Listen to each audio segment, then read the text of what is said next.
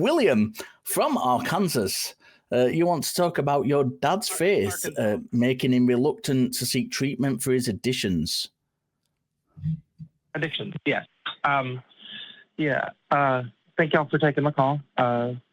Richard, I want to say I have echolalia when it comes to accents. Since your accent's kind of strong, I might try to mimic it, and I do apologize if I do. No need to apologize at all, sir. All right, just figured I'd let you know. But yeah, no, my dad, he was raised Roman Catholic here in Arkansas, and that's how you pronounce it. Just to let you know. People here get a little weird. If you didn't say it, I was going to say it because my dad was born in Fort Smith. So I'm like, it's Arkansas, Richard. Anyway, as you were. There are actual laws saying you can't call it Arkansas. No joke. Noted. Apologies. Indeed. But anyway, no, he was raised Roman Catholic, and unfortunately, one of the things he was basically taught that essentially he internalized a lot was that as a man, he was supposed to basically work, and that his work was his worth. And he definitely worked himself really, really hard and a lot, but it got to the point where he was very depressed. And when he wasn't able to work on occasion because whatever he was working at, they eventually went whatever, you get the point. Some jobs happen. He would be even more depressed, and he was also a very functional alcoholic. He would drink about a fifth of whiskey every 2 days, fully. And as a child, I was raised with him. I've seen him be actually be sobbing on the floor when he didn't have a job, drunk, because he just did not feel like he was anything. And he was also taught that basically being depressed was your fault, not, that he had some sort of chemical issue going on in his brain that could cause it. And I am happy that one of the last conversations I happened to have with him, because he's passed away about 3 years ago now. I explained to him how depression is a neurochemical and a biological thing, not something you can just, will away, essentially, for the most part. I explained, essentially everyone would be depressed if the chemicals that in the brain that go wrong weren't being produced. If everyone had the same problem where these chemicals stopped, all of a sudden everyone would be depressed.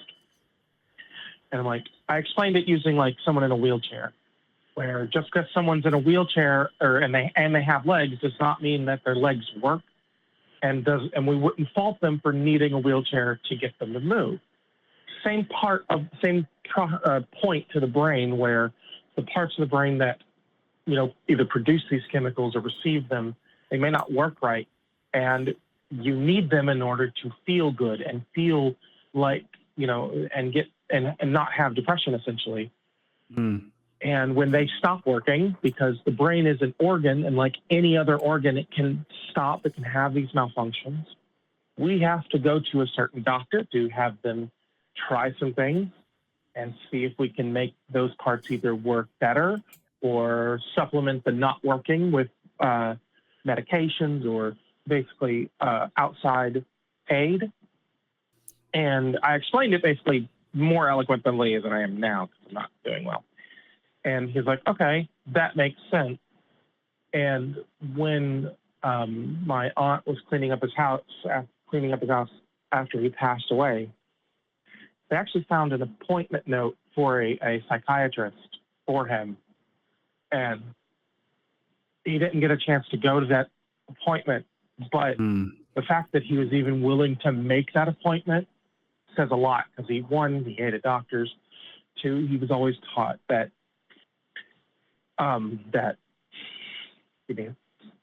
give Give me a second. It's okay.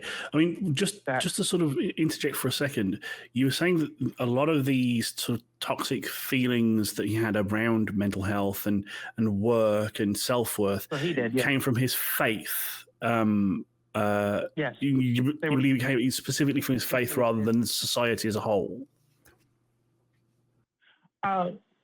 Probably both, but a lot of it was taught from his church, essentially, from specifically the type of the Catholic Church around here, that he was raised in. That, basically, if you have these problems, it's your fault, and you're just not doing good enough for God, essentially.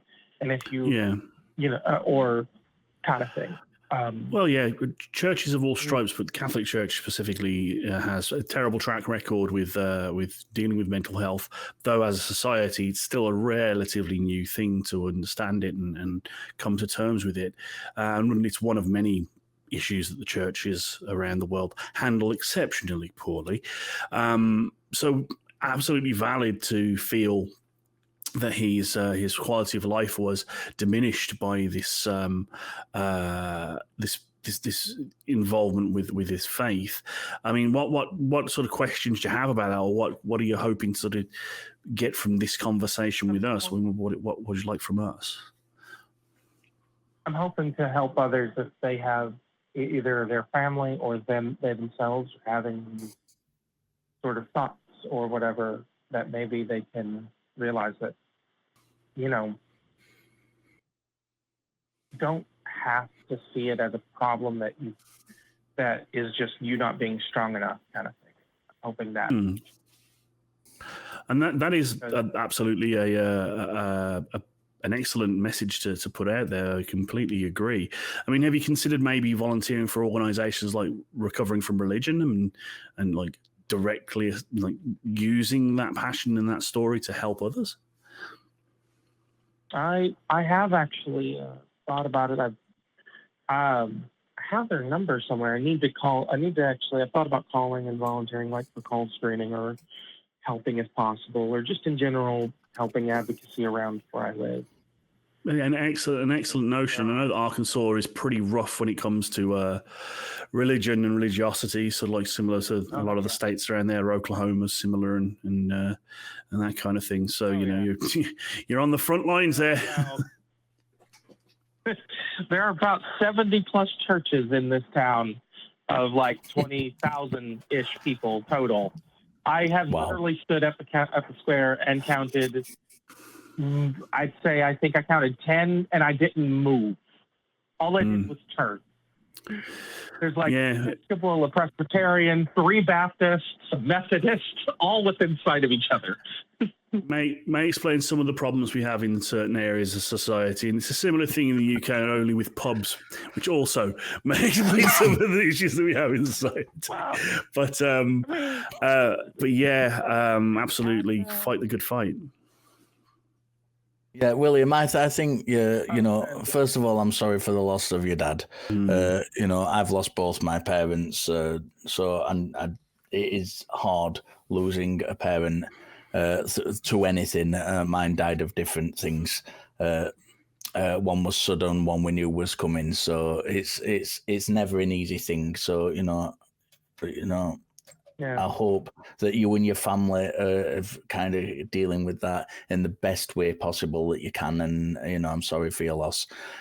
Regarding what Jamie said about recovering from religion, I think that's a great idea. You have a great story to share with people, and you have that experience to share with people.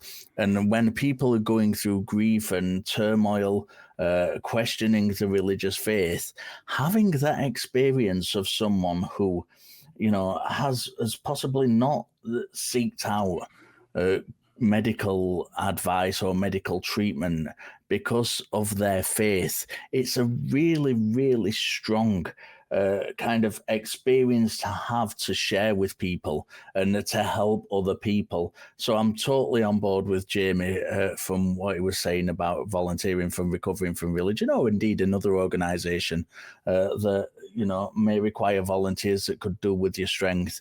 And it is strength that you've got. You've been through a lot.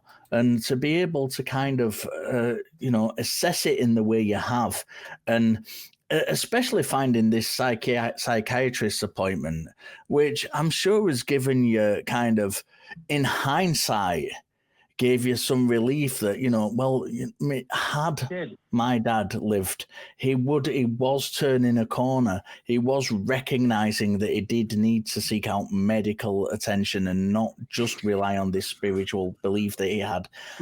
I'm sure that gave you some comfort, even finding it retrospectively. I know it would have done for me if my father had been in that position. You sound like a great guy. You're doing all the right things.